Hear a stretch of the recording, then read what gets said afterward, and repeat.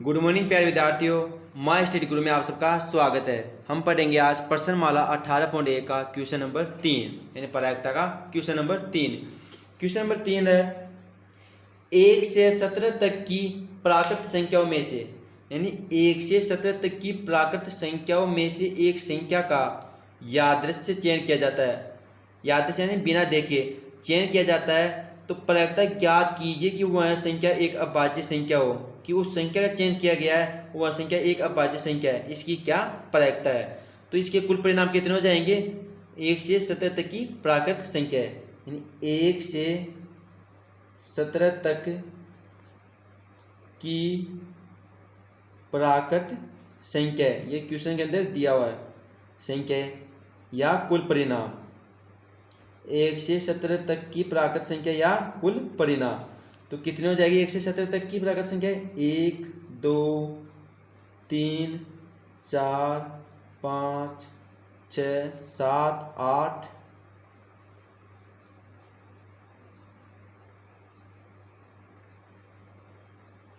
ऐसे 17 तक। तो कुल संख्या कितनी होगी? 17, यानी कुल परिणाम कितना आ गया? 17। 1 से 17 तक की प्राकृत संख्या या कुल परिणाम 17।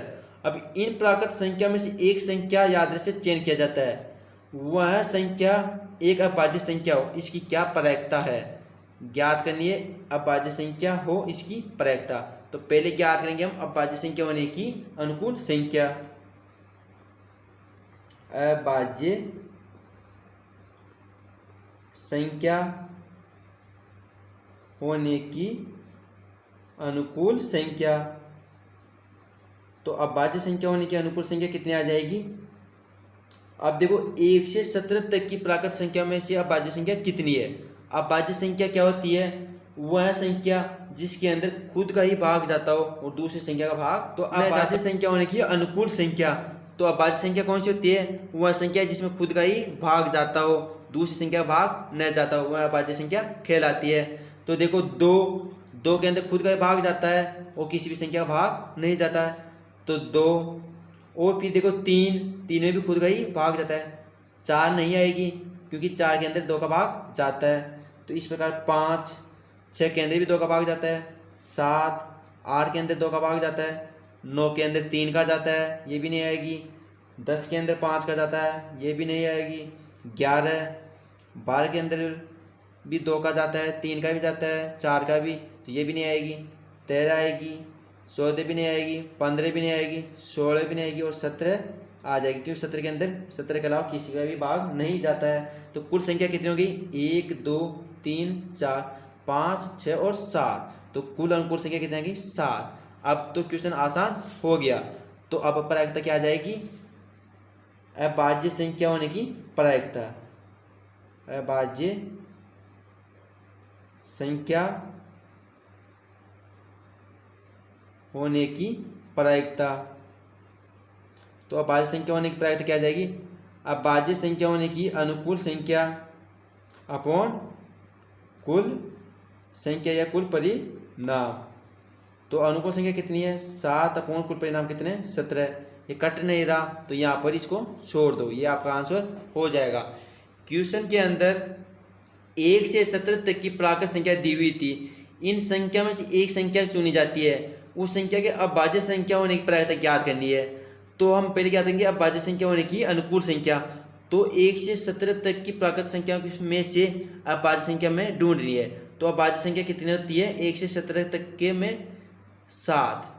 1 से 17 तक में अभाज्य संख्याओं की संख्या होती है 7। 2 3 5 7 11 13 और 17। तो अनुकूल संख्या हो जाएगी 7। तो इस प्रकार प्रायिकता आ जाएगी अनुकूल संख्या अपॉन कुल परिणाम, यानी 7 अपॉन 17। ये आपका आंसर हो जाएगा। अब करेंगे इसका अगला क्वेश्चन। अब हम करेंगे इसका क्वेश्चन नंबर 9।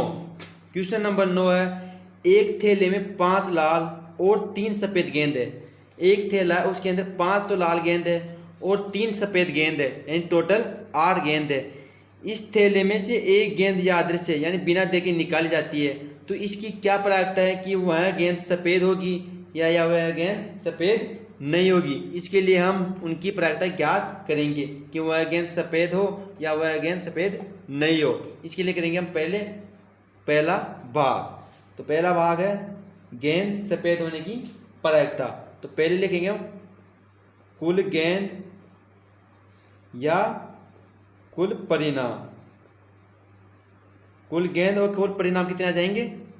5 कितनी है? लाल प्लस 3 है सफ़ेद, यानी कुल गेंद आ गई या कुल परिणाम हो गए 8 गेंद।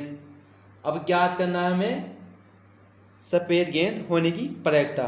तो पहले ज्ञात करेंगे हम सफ़ेद गेंद होने की अनुकूल संख्या। सफ़ेद गेंद होने की अनुकूल संख्या बहुत ही इजी क्वेश्चन है प्रायिकता वाले, तो थोड़ा सा ध्यान देना होगा। तो सफ़ेद गेंद होने की अनुकूल संख्या, तो सफ़ेद गेंद कितनी है टोटल? 5 तो लाल है और सफ़ेद कितनी है? 3, तो बस 3। क्वेश्चन के अंदर इसका उत्तर छिपा हुआ है। तो प्रायिकता आ जाएगी सफ़ेद गेंद होने की प्रायिकता। तो प्रायिकता का सूत्र होता है अनुकूल संख्या अपॉन कुल परिणाम। तो अनुकूल संख्या कितनी है? 3 और कुल परिणाम कितने हैं? 8। तो ये आपका आंसर हो जाएगा। बिल्कुल इजी क्वेश्चन है। सफ़ेद गेंद होने की प्रायिकता ज्ञात करनी थी, तो सफ़ेद गेंद होने की अनुकूल संख्या, तो सफ़ेद गेंद कितनी है? 5 तो लाल है और 3 सफ़ेद है, तो 3 आ गई। तो इसकी प्रायिकता आ जाएगी 3/8। इसी प्रकार अगला क्वेश्चन है क्वेश्चन नंबर 2। सफ़ेद नहीं हो, इसकी क्या प्रायिकता है? यानी सफ़ेद नहीं हो, यानी सफ़ेद नहीं हो 3 को उठा दो तो कितनी बची? 5। यानी सफ़ेद नहीं हो यानी लाल होने की प्रायिकता। एक ही बात है। इसी जगह ऐसे आ जाए कि लाल गेंद होने की प्रायिकता, वो भी एक ही क्वेश्चन आएगा। इसकी जगह ऐसे आ जाए कि लाल होने की प्रायिकता, तो एक ही बात है। सफ़ेद नहीं हो तो लाल बचेगी और लाल होने की प्रायिकता मुझे तो लाल आएगी। तो सफ़ेद नहीं होने की अनुकूल संख्या ज्ञात करेंगे हम पहले। सफ़ेद नहीं होने की अनुकूल संख्या, तो गेंद सफ़ेद नहीं हो यानी सफ़ेद नहीं होगी तो क्या बचेगी? लाल। तो लाल कितनी है? 5। तो गेंद के सफ़ेद नहीं होने की प्रायिकता आ जाएगी अनुकूल संख्या अपॉन कुल परिणाम। तो अनुकूल संख्या कितनी है? 5 अपॉन कुल परिणाम कितने हैं? 8। और ये आपका आंसर हो जाएगा। बिल्कुल इजी क्वेश्चन है। जो पूछे प्रायिकता उसकी अनुकूल संख्या ज्ञात करनी है और अनुकूल संख्या को प्रायिकता वाले फॉर्मूले में रखना है और आपका आंसर आ जाएगा। इसके अंदर सफ़ेद होने की प्रायिकता पूछा था, तो सफ़ेद कितनी है? 3, तो 3 अनुकूल संख्या आ गई। 3/8 कुल परिणाम। सफ़ेद नहीं है तो सफ़ेद नहीं है यानी लाल होगी, तो लाल क्या आ गई? सफ़ेद नहीं होने की या लाल गेंद होने की प्रायिकता 5/8। ये आपका आंसर हो जाएगा। आप करेंगे इसका क्वेश्चन, अगला question question number 10। Question number 10 है किसी कारण 12 खराब पेन 132 अच्छे पेनों में मिल गए हैं। केवल यह देखकर नहीं बताया जा सकता कि कोई पेन खराब है या सही। यदि एक पेन यादृच्छिक से चुना जाता है तो इसके अच्छे होने की प्रायिकता ज्ञात कीजिए। क्वेश्चन के अंदर है कि 12 खराब पेन 132 अच्छे पेनों में मिल गए, यानी दोनों मिक्स हो गए। अब हमें देखने से ये नहीं पता चल रहा कि कौन सा अच्छा है या कौन सा खराब है।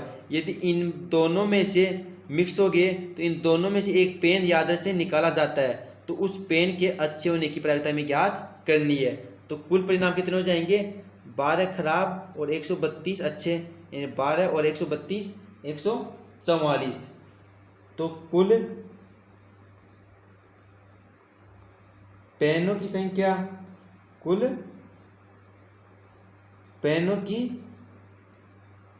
संख्या या कुल परिणाम कितने हो जाएंगे?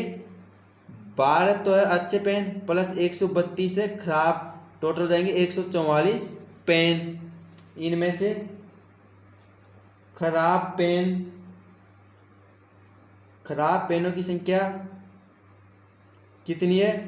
12 खराब पेन है तो 12, और अच्छे पेनों की संख्या, अच्छे पेनों की संख्या कितनी है? 132। अब हमें ज्ञात करना है कि अच्छे पेन होने की प्रायिकता। क्वेश्चन के अंदर 12 खराब पेन और 132 अच्छे पेन दोनों मिल गए हैं। अब पता नहीं चल रहा कि कौन सा अच्छा है और कौन सा खराब। देखने से यदि उनमें से हमने एक पेन निकाल लिया तो वह अच्छा होगा या खराब, इसमें से आपको अच्छा होने की प्रायिकता ज्ञात करनी है। तो कुल पेन है 144, जिनमें से खराब पेन है 12 और अच्छे पेन है 132। हमें ज्ञात करना है अच्छे पेन होने की प्रायिकता। तो इसके लिए हम ज्ञात करेंगे अच्छे पेन होने की अनुकूल संख्या। अच्छे पेन होने की अनुकूल संख्या। बिल्कुल इजी क्वेश्चन है, क्वेश्चन के अंदर ही उत्तर है इसका। ये इतना हमने क्वेश्चन से ही लिखा है। ये 144 12 खराब पेन और 132 अच्छे पेन, ये क्वेश्चन के लिखा, क्वेश्चन से ही लिखा है। अब अच्छे पेन होने की अनुकूल संख्या ये भी हम क्वेश्चन से ही लिखेंगे। तो अच्छे पेन कितने हैं 132, तो अनुकूल संख्या भी कितनी आ जाएगी 132। अब अच्छे पेन होने की प्रायिकता कितनी आ जाएगी, तो अच्छे पेन होने की प्रायिकता बराबर अनुकूल संख्या अपॉन कुल परिणाम। ये भी हम क्वेश्चन से लिखेंगे। अनुकूल संख्या कितनी है 132 और कुल परिणाम कितने 144। अब इन दोनों को काट दो, किससे कट रहा है 12 से कट रहा है। 12 एकम 12 और 12 एकम 12 और 12 का वर्ग होता है 144, तो 11/12। ये आपका आंसर हो जाएगा। बिल्कुल इजी क्वेश्चन है। क्वेश्चन के अंदर 12 खराब पेन यानी 12 खराब पेन, 132 अच्छे पेन, 132 अच्छे पेन यानी कुल पेन 144। इन पेनों में से एक पेन निकाल जाता है, उसके अच्छा होने की प्रायिकता हमें ज्ञात करनी है। तो अच्छा होने की अनुकूल संख्या कितनी आ गई 132 और कुल परिणाम 144। तो 132 अपॉन 144 बराबर 11/12। ये आपका आंसर हो जाएगा। अब करेंगे इसका अगला क्वेश्चन, यानी 11 क्वेश्चन तो हमने कर लिया। पीछे क्वेश्चन बाकी रह गया हमारा। क्वेश्चन नंबर 1 तो है 5 और एक है क्वेश्चन नंबर 6। तो ये दो क्वेश्चन बाकी है 18.1 के अंदर, ये दो भी हम अभी करते हैं। अब करेंगे हम क्वेश्चन नंबर 6।